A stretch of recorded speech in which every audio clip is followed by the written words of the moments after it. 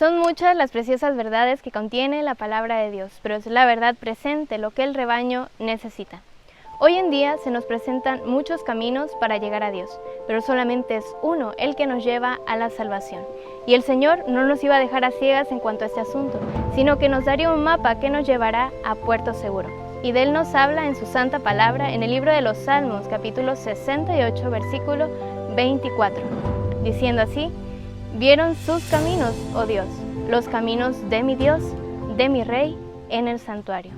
Claramente el versículo nos habla de que si queremos ver los caminos del Señor, tenemos que ir a un lugar en específico, y este es el santuario, ya que en este el Señor ha trazado el camino que nos llevará al cielo.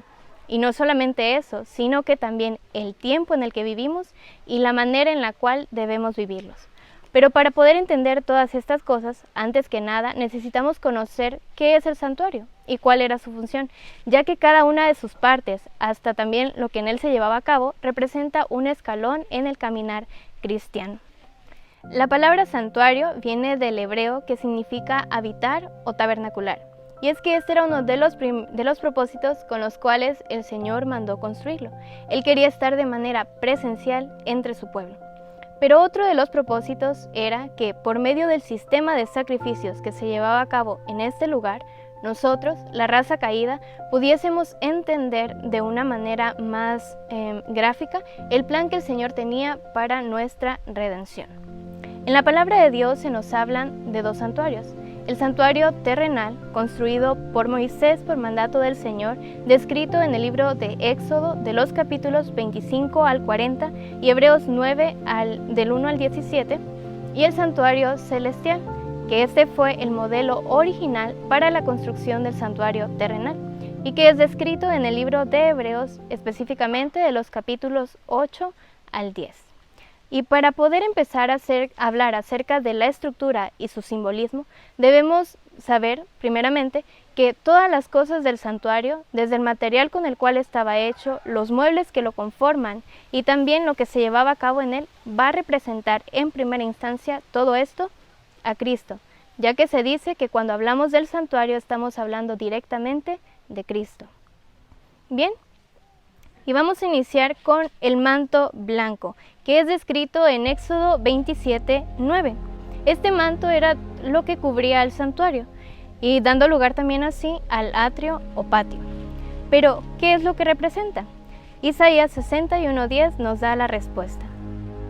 «En gran manera me gozaré en Jehová, mi alma se alegrará en mi Dios, porque me vistió con vestiduras de salvación, me rodeó de manto de justicia. Como a novio me atavió y como a novia adornada con sus joyas». En pocas palabras, lo que el manto blanco representa es la justicia de Cristo. Cuando nosotros aceptamos a Cristo, Él nos da su justicia y lo hace de dos maneras: la justicia imputada y la justicia impartida. La justicia imputada la recibimos cuando aceptamos a Cristo como Salvador personal. Y por medio de esta, el Señor nos da el derecho de poder estar en el cielo, mientras que la justicia impartida la recibimos diariamente. Y por medio de esta, el Señor nos hace idóneos o aptos para poder estar en el cielo. Y bien, para poder entrar al santuario necesitamos de una puerta, y esta se encontraba ubicada al lado oriente. ¿Y qué simboliza la puerta? En Juan 10:9, Cristo, hablando de sí mismo, dice: «Yo soy la puerta». Cristo es la puerta, y el que por él entrare tendrá vida eterna. Y vamos a hablar un poco acerca de la ubicación de la puerta. Esta, como decíamos al inicio, se encontraba al lado oriente, pero había algo más que se encontraba en esta dirección, y era nada más y nada menos que Egipto. Egipto también se encontraba al lado oriente, así que cuando el pecador iba al santuario para ofrecer sacrificios por sus pecados, este tenía que darle totalmente la espalda a Egipto. Y asimismo, nosotros, cuando nos dirigimos a Cristo para poder andar en sus caminos, tenemos que darle totalmente la espalda a Egipto o al mundo, que es lo que representa. Ya no estamos más en él, ya no somos más parte de él, ni siquiera tenemos la vista puesta en él, porque ahora vamos en otra dirección, vamos hacia la patria celestial. Muy bien, y con esto podemos pasar dentro de los límites del santuario al atrio, o también conocido como patio. Y en este lugar se encontraban dos muebles, que eran el altar del holocausto y la fuente. El altar del holocausto es descrito en el libro de Éxodo, el capítulo 27, de los versículos 1 al 8. Para poder entender la función que tenía este mueble, necesitamos conocer qué era lo que se llevaba a cabo en él. Recordemos que el santuario se basaba en un sistema de sacrificios, y este consistía en de que el pecador llevaba un animalito para ofrecerlo por expiación. En la mayoría de los casos, este era un cordero que tenía que ser sin mancha, ya que representaba a Cristo.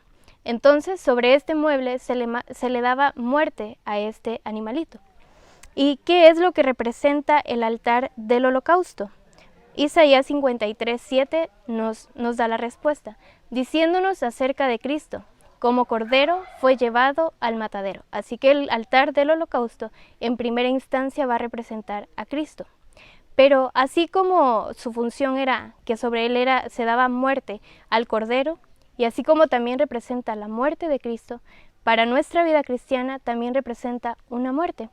Y esta es la muerte al yo, ya que para poder andar en los caminos del Señor necesitamos dar muerte a todos nuestros gustos y nuestras inclinaciones, ya que a causa del pecado y nuestra descendencia pecaminosa, todo esto va en contra con lo que el Señor nos pide. Es por esto que para poder andar en sus caminos, cada día tenemos que morir al yo, morir a todos nuestros gustos e inclinaciones.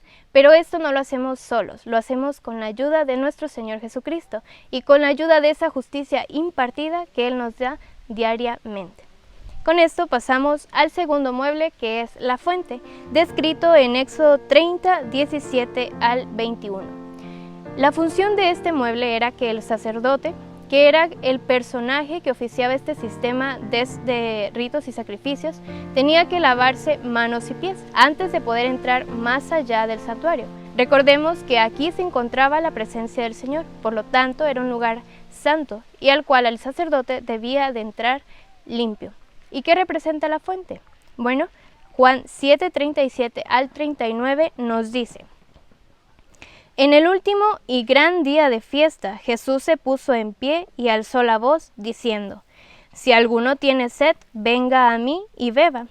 La fuente representa a Cristo. ¿Pero qué representa en la vida cristiana? En el mismo libro de Juan, ahora en el capítulo 3, versículo 5, nos dice: respondiendo Jesús: de cierto te digo, que el que no naciere de agua y del Espíritu no puede entrar en el reino de Dios. Así que la fuente también representa el bautismo. Y aquí vamos a hacer un paréntesis y vamos a hablar acerca del orden de los muebles. Como pudimos ver, el altar del sacrificio se encuentra primero y después le sigue la fuente. ¿Qué nos quiere decir el Señor a través de esto? Bueno, es que para nosotros poder ser bautizados, antes que nada deberíamos haber muerto al yo. Y digo deberíamos porque tristemente muchos de nosotros estamos siendo bautizados sin antes conocer siquiera las bases de nuestra fe. Recordemos que el bautismo solamente es una confesión pública de que hemos muerto al mundo y de que somos nuevas criaturas en Cristo Jesús.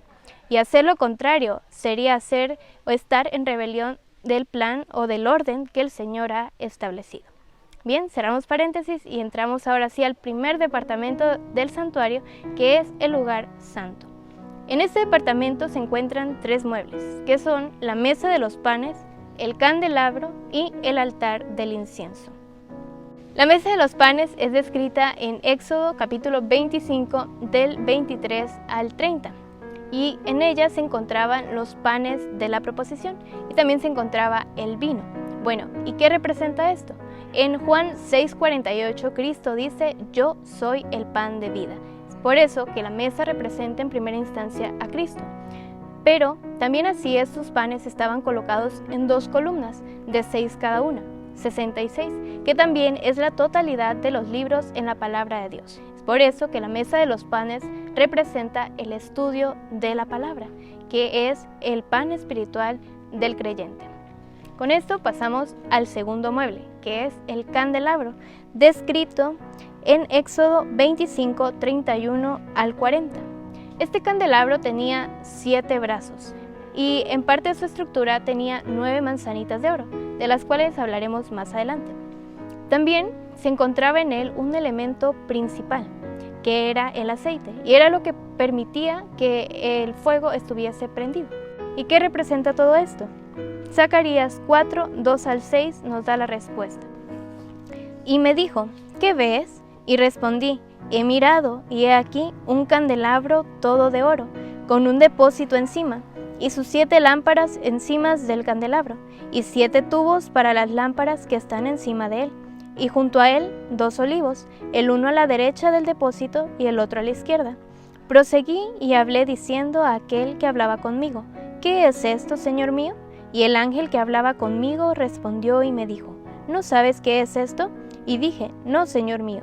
Entonces respondió y me habló diciendo, esta es palabra de Jehová a Zorobabel, que dice, no con ejército ni con fuerza, sino con mi espíritu, ha dicho Jehová de los ejércitos. Así que el aceite representa al Espíritu Santo. Recordemos que en ocasión del bautismo de Cristo, Él fue ungido con el Espíritu Santo, y fue así como llegó a ser la luz del mundo. Y también en Mateo 5:14, Él nos dice, vosotros sois la luz del mundo. Y es que cuando nosotros llegamos a ser ungidos con el Espíritu Santo, llegamos a ser luz.